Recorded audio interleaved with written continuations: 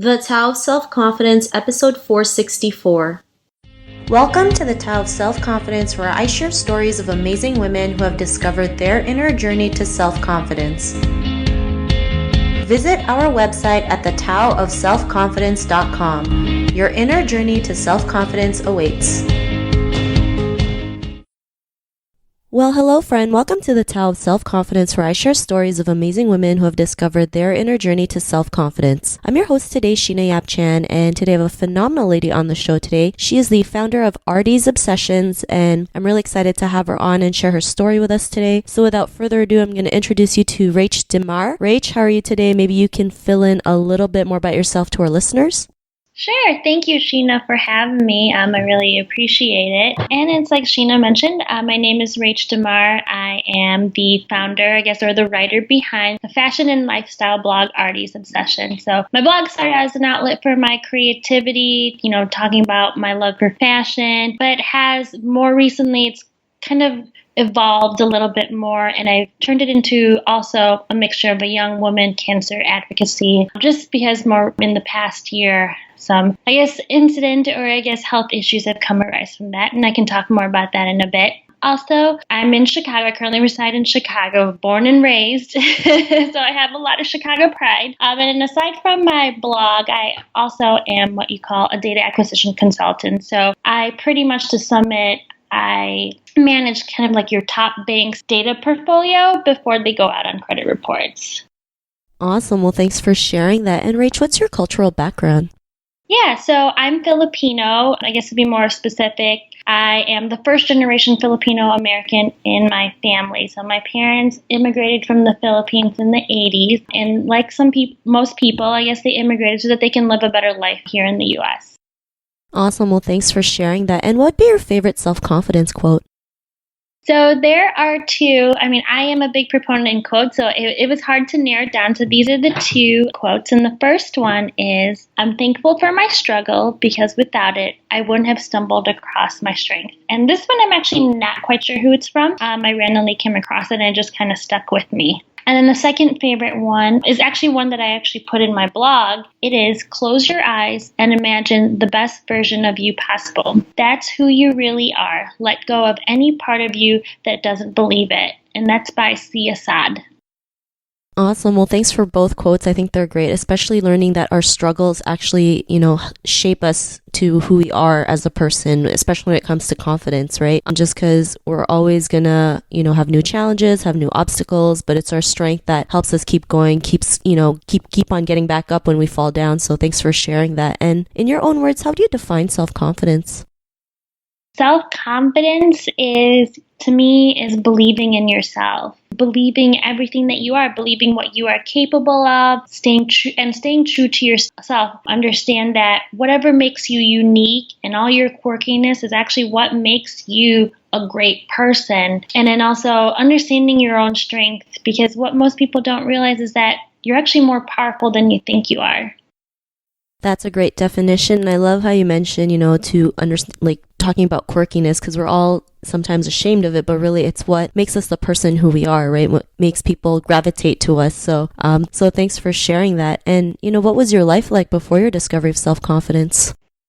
Before my discovery of self-confidence, I always felt like I was chasing. I'm always running for something. I felt like I had to achieve something either. I used to be a long-distance runner, so I always felt like I had to be the best runner. In my current role, I always felt like I had to get to that promotion. And then in general, I just felt like I had to be number one at something. And at the same time, when I reached a certain milestone, I felt like I never made it. So I would create another, goal to reach another milestone. And all in all, though it's good to have goals to achieve, I personally just never felt satisfied. So that's what I meant by chasing. I kind of felt like I was chasing to be the next best thing. And what I never really realized is that I never actually appreciated what I just accomplished. Some of the things that we all accomplish are actually a big deal, and we just take it for granted.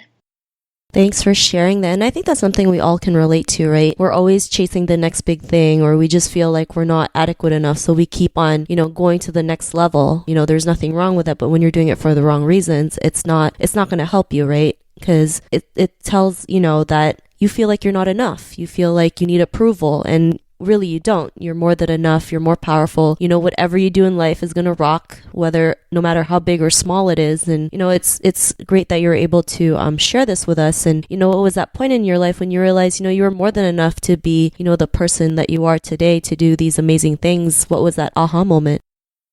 Well said. Yes, you basically said everything that was going through my head. So my aha moment that kind of changed my mindset from the whole I'm chasing after the next big thing was actually a little over a year ago, maybe more a year and a half ago. And it's unfortunate that I had to figure out my aha moment in these circumstances. But like I said, I mentioned earlier, your struggles kind of help you define your strength. And so early last year, I was actually diagnosed with breast cancer. And it was definitely unexpected, and knowing what my treatment plan is was tough to hear. But in the middle of my chemo was actually when I realized my strength, and I actually I've never had that time where I ever felt more better about myself. I felt awesome. Cancer is terrifying, but I wasn't scared of it because I believed in myself.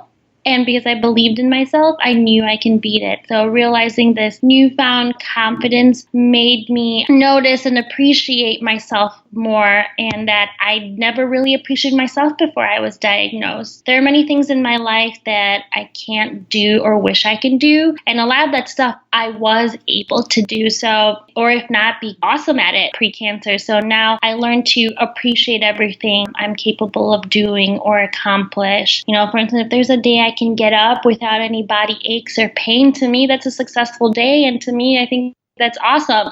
So I've learned to appreciate everything that I am capable of and able to do.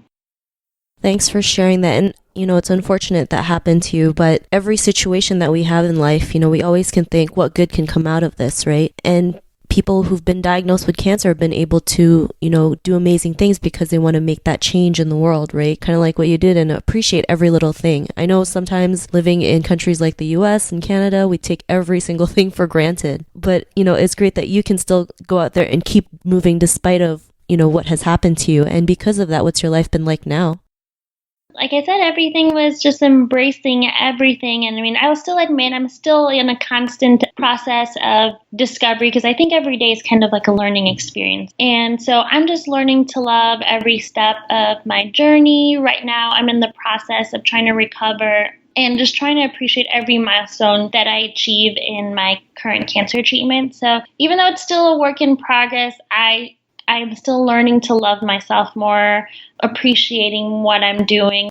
Life is short. Life can completely change the next day. So I'm just enjoying the ride. Time is precious. So we have to learn to make the most out of it. And I like to put it this way: there's no time for not believing in yourself. Thanks for sharing that. And I love that line that you mentioned. There's no time for not believing in yourself. I think it's so true, right? Especially as women, we overanalyze everything and feel like we're never enough, not realizing we are so much more than enough to go out there and just get it. So thanks for sharing that. And, to the woman who's listening to your episode, she may be in her own journey of self-confidence. What would be that one tip you would give to her? Yes, and here's one I think sometimes we forget. We get caught up with our day-to-day and our ambitions and goals. And so one thing I like to say is love yourself and be you. And once you learn to love yourself and be you, I think that self-confidence kind of comes hand in hand. You learn to be proud of who you are, and don't compare. Think about your own progress and where you're at, and embrace your own personal accomplishments. I always like to tell myself, always remember to never compare your beginning to someone else's middle. Thanks for sharing that, and those are great tips. And Rach, if our listeners wanted to get to know a little bit more about you and what you do, check out your blog. Is there any links or social media profiles we can connect with? Yeah, definitely. So my blog is, like I said, where I mostly focus on, and it's called RD's Obsessions. It's www.rdsobsessions.com. And that's where, it's mainly fashion and lifestyle. But like I said, I kind of want to be an advocate for a young woman, especially diagnosed with cancer. So I get more raw about my experience as I get more comfortable with it. So there's that. Definitely presence in social media, Instagram. My username is rdule, so it's like my maiden name, DULAY. Facebook, also I'm present, and it's facebook.com/RDsObsessions. You can find me on Pinterest. It's under my blog name. And then for Twitter, I'm learning to become more acclimated with Twitter, so I'm not as active as I would like to be, but I always love getting messages on Twitter, and that username is RLDULAY, so RLDulay. Awesome. Well, thanks for sharing that. And to our listeners, if you want to connect with Rach, you can also head on over to the taoofselfconfidence.com and search for Rach's name. Her show notes will pop up along with everything else that we talked about. And I just really want to thank Rach today for taking the time to share her story with us and tips on self-confidence. So thank you so much. Of course. No, thank you. I really appreciate it. It was such a pleasure being part of this. Thanks again. It was really great having you on the show. And to our listeners, be on the lookout for another new episode of another amazing woman's journey to self-confidence. And we'll talk to you soon. Bye for now. Thank you for tuning in to another amazing episode of the Tao of Self-Confidence. Sign up for our free membership site to get more amazing resources for self-confidence by visiting our website at thetaoofselfconfidence.com. Your inner journey to self-confidence awaits.